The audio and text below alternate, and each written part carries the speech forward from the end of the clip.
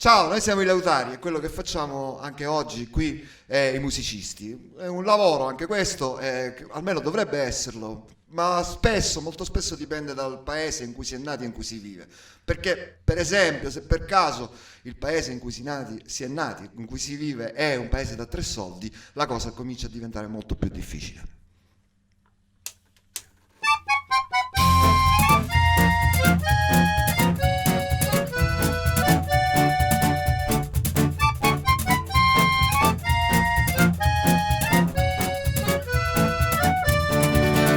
Ammucciato da Lagnoni, c'è un paese di tre sordi, c'è chi piglia pizzoloni e cocciava i manolordi.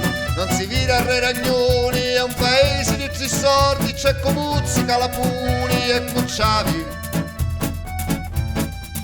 i manolordi.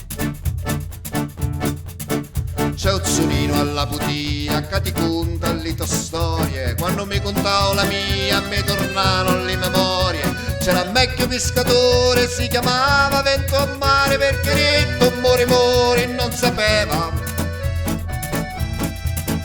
camminare.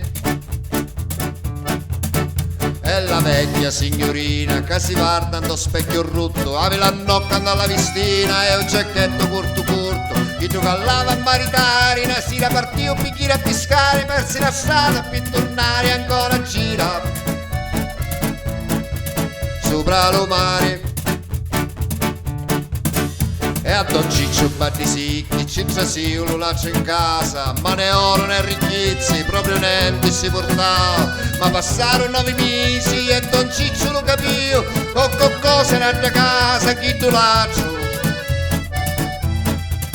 sa fottio.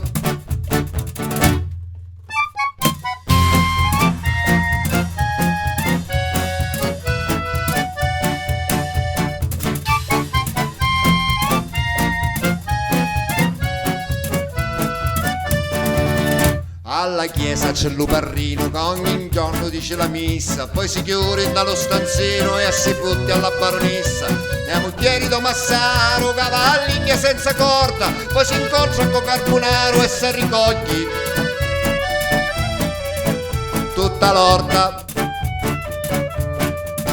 C'è sta uno corto che si pecca a cavalieri, ma era meglio se si stava assentato un dovarvere. E la guardia e l'assessore si sciarriano in sichitanza, uno campa per l'onore e l'altro pensa sulla panza.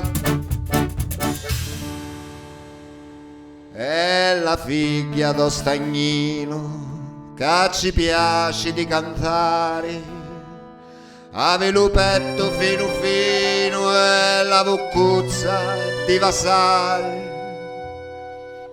La incontrando all'uvattone mentre si lavava il roba, il ficichito che va a fare, ma però voleva i sordi. Ammucciato da Lagnoni, c'è un paese di tre sordi, c'è una musica la puni e cocciava i scarpe nordi. Non si vira a Re Ragnoni, è un paese di tre sordi, che piglia pizzoloni e cocciavi